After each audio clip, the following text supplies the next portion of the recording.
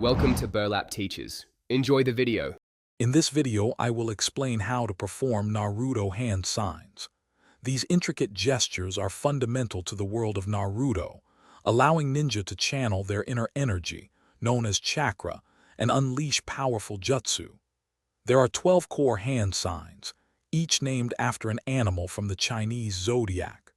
Understanding and practicing these signs is the first step toward becoming a skilled ninja, enabling you to mimic your favorite character's techniques with precision and flair. Let's delve into the 12 basic hand signs. These include the rat, ox, tiger, rabbit, dragon, snake, horse, ram, monkey, bird, dog, and boar. Each sign requires a precise arrangement of your fingers and hands.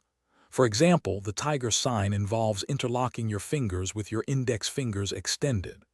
Mastering each individual sign is essential before attempting to combine them into complex sequences for powerful jutsu. Once you're familiar with the individual signs, it's time to combine them into jutsu sequences.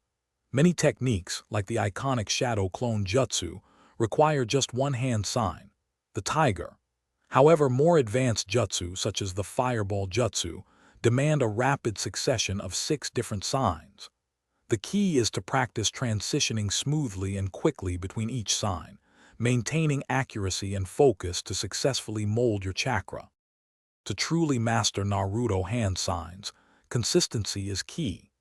Begin by practicing each sign slowly, ensuring every finger is in its correct position. Using a mirror can help you refine your technique and spot any inaccuracies. Regular practice, even for just 10 to 15 minutes daily, will build essential muscle memory. Additionally, observing your favorite ninja perform these signs in the anime can provide excellent visual cues and inspiration for your training.